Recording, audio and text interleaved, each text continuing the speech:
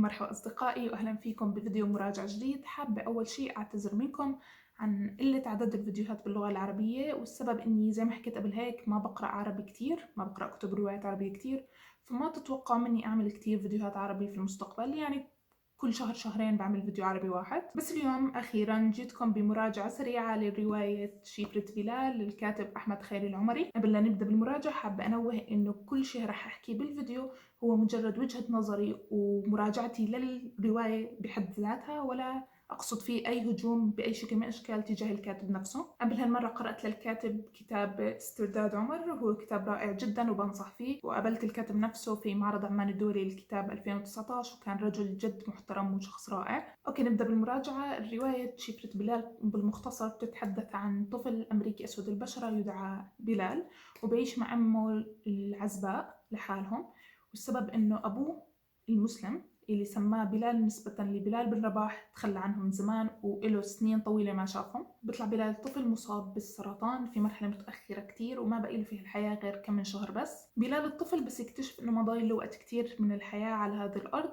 بقرر يبعت إيميل لكاتب سيناريو ملحد اسمه أمجد الحلواني، يلي حاليا هو عم بيشتغل على كتابة سيناريو فيلم باسم بلال، والفيلم بيكون بيحكي عن سيرة حياة سيدنا بلال بن رباح. والطفل بلال بيطلب من أمجد الحلواني إنه يقرأ السيناريو تاع هذا الفيلم عشان عنده فضول كبير يعرف عن شو هذا الفيلم يلي بيحمل نفس اسمه، عشان بنفس الوقت ما راح يكون بلال على قيد الحياة وقت صدور الفيلم. بتبدأ قصة الرواية من هون، وبتتبع الرواية أكثر من وجهة نظر، منهم بلال الطفل وأم بلال والكاتب السيناريو الملحد أمجد الحلواني، وأحيانا بلال بن رباح نفسه. كاتب السيناريو أمجد بصير يتواصل مع بلال الطفل، بصير عندهم زي صداقة، بصير يسأل فيها بلال الطفل عن أشياء عن الفيلم، عن حياة سيدنا بلال بن رباح وأشياء كتيرة، وبنفس الوقت أمجد الحلواني بصير يرد عليه ويعرفه عن هالأمور. هذا مختصر بسيط عن قصة الرواية.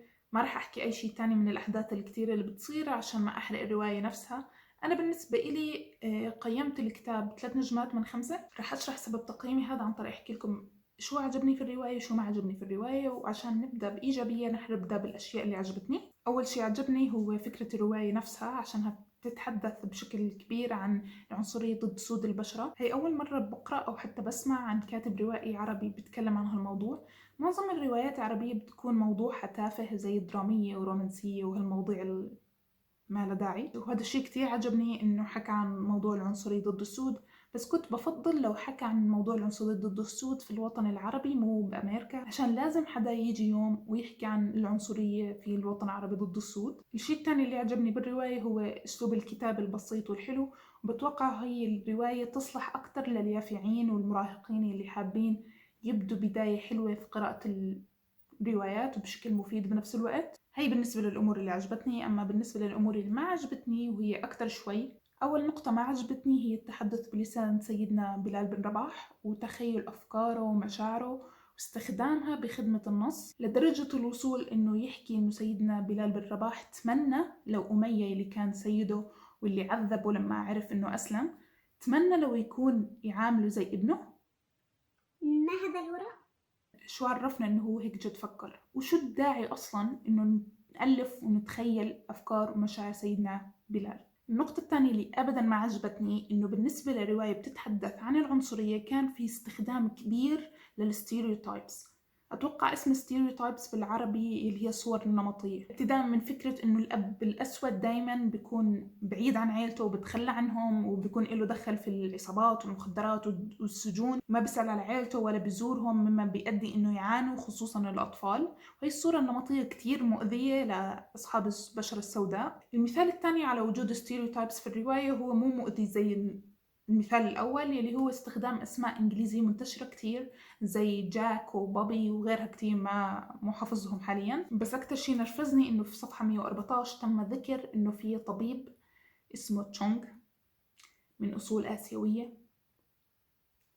عن جد ما كان في بقدورهم إنه يبحثوا عن أسماء آسيوية غير تشونغ. ومن المعروف إنه الاسم تشونغ اسم عائلة كبيرة في الصين. ليش استخدم مصطلح آسيوي؟ آسيا قارة ضخمة، وأكيد ما راح يكون في واحد هندي أو ماليزي أو اندونيسي اسمه تشونغ، فواضح إنه صيني. ليه التعميم آسيوي؟ النقطة الثالثة اللي ما عجبتني إنه في كتير أوقات حسيت إنه الرواية هي عبارة عن ناتج قص ولصق مشاهد مختلفة من أفلام أجنبية، مثل كتير أفكار مأخوذة من أفلام أجنبية، مثل فكرة الطفل المريض بالسرطان. واللي بضحك إنه ذكروا The Fault in Our Stars، الفيلم اللي مأخوذ عن رواية اللي بيحكي فيها عن مرضى سرطان. والحب من أول نظرة اللي إشي كتير بكرهه، وفكرة الموقع الإلكتروني اللي شهرت بلال، والنهاية اللي جدا جدا متوقعة. فبالمختصر الرواية زي كأنها كوبي بيست لمشاهد من أفلام أجنبية مختلفة. ممكن يكون فكرتها جديدة في سوق الكتب العربية، بس عند الأجانب لو انتشرت في اللغة الإنجليزية حتكون إنه الكتاب مكرر كتير. النقطة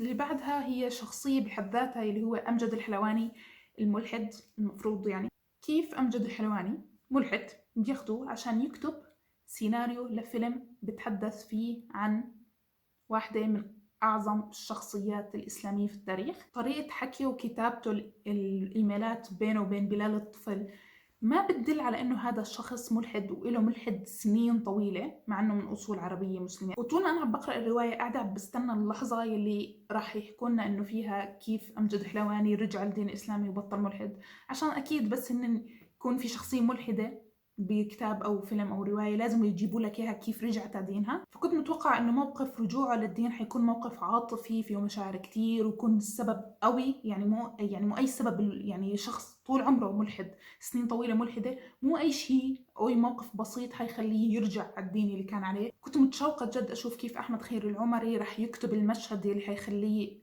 يرجع للدين الإسلامي. كنت متوقع إنه يمكن يقرأ شيء بصير سيدنا بلال بن رباح تخليه يرجع يسلم، وزي ما توقعت كان في مشهد لأمجد هو يرجع فيه على الدين الإسلامي.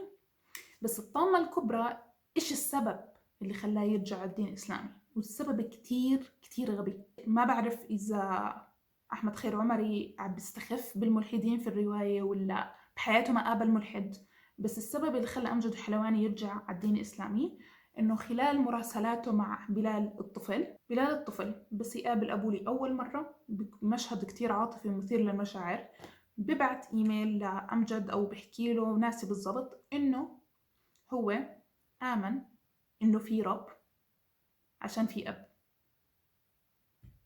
خليني أشرح الفكرة. بلال الصغير ولد هالدنيا ما بيعرف أبوه وما شافه، فطول عمره هو عايش مع أمه وما كان متوقع يكون عنده أب أو يشوف أبوه.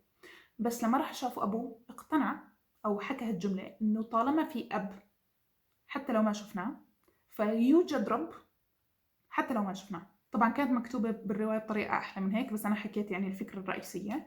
أمجد الحلواني لما قرأ فكرة إنه بما إنه يوجد أب فإنه يوجد رب، الزلمة اهتز كيانه وخلاص اقتنع إنه جد بما إنه يوجد أب فيوجد رب، ورجع على الدين الإسلامي. أنا كنت يعني متحمسة أقرأ المشهد العظيم يلي حيخلي أمجد يرجع على الدين الإسلامي.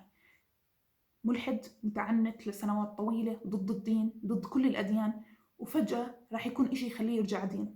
تمام؟ كنت متوقع شيء عظيم يخليه يرجع دينه. أمجد الحلواني يلي هو رجل ذكي كاتب سيناريو وباحث تاريخي، يعني كل الأشياء اللي هو درسها عن التاريخ وعن سيرة سيدنا بلال بن رباح والقصة اللي عم بيعملها للفيلم ما في شيء خلاه يرجع على دينه إلا بس لما طفل حكى له بما أنه يوجد أب فيوجد رب.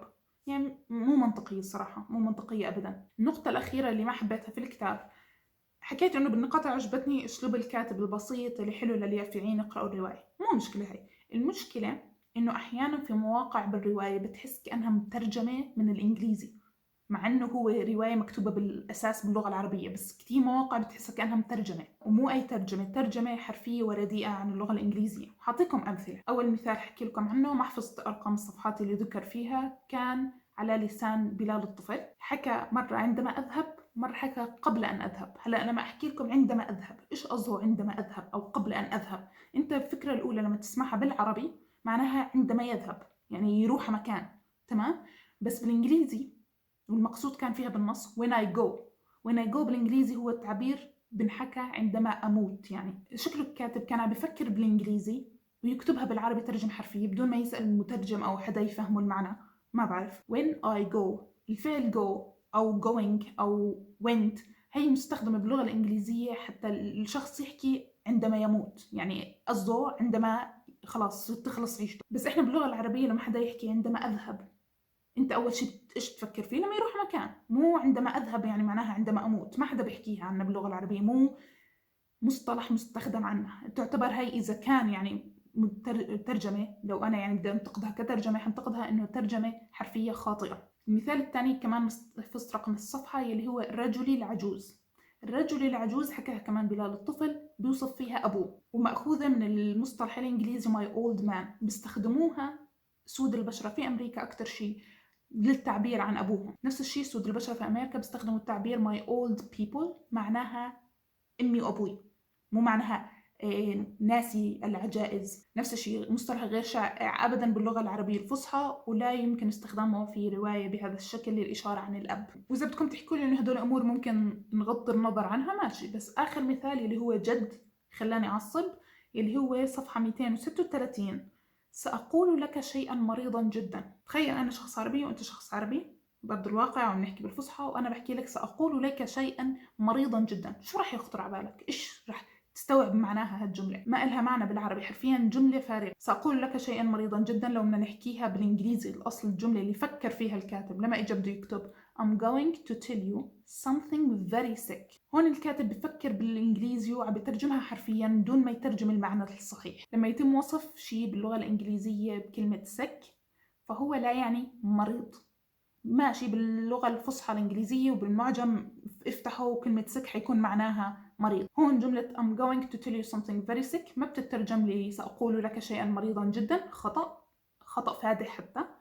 تترجم لا سأقول لك شيئا جنونيا أو سأقول لك شيئا لا يصدق. هون استخدام sick، هون كلمة sick هي كلمة سلانج يعني كلمة عامية دارجة. في أمثلة كثيرة تانية موجودة بالرواية تجي زي كأنها ترجمة رديئة من اللغة الإنجليزية، بس ما دونتها، هدول اللي ضلوا ملزقين في مخي عشانهم جد نرفزوني. على كل حال الرواية بشكل عام جيدة إلى حد ما، وبنصحكم فيها إذا حابين تقرأوها أو عجبتكم فكرة الرواية. ما تخلوا يعني الأشياء السلبية حكيتها تمنعكم عن قراءتها، خصوصا إذا أنتم مو من النوع اللي بيقرأ روايات كتير، أو لما تقرأوا ما بتركزوا بالنقد عن رواية، فيمكن تعجبكم إذا قرأتوها. وبعرف إنها الرواية كتير محبوبة في أرض الواقع وصحباتي كمان قرأوها وحبوها. أما إذا كنتم من النوع اللي مثلي اللي بقرأ كتب كتير وما بيعجبوا أي شيء بسبب عدد الكتب الهائل اللي قرأوا، فبنصحكم ما تقرأوها عشان في كتير أشياء فيها ما رح تعجبكم. بس إذا عندكم فضول اقرأوها، مين أنا اللي أمنعكم. هذا كل شيء لفيديو اليوم، بتمنى يكون عجبكم. إذا عندكم كتاب أو رواية عربية حابين أحكي عنها اكتبوا لي إياها بالتعليقات وأنا بحاول أقرأها وأعمل فيديو مراجعة عنها. وبشوفكم المرة الجاية. سلام.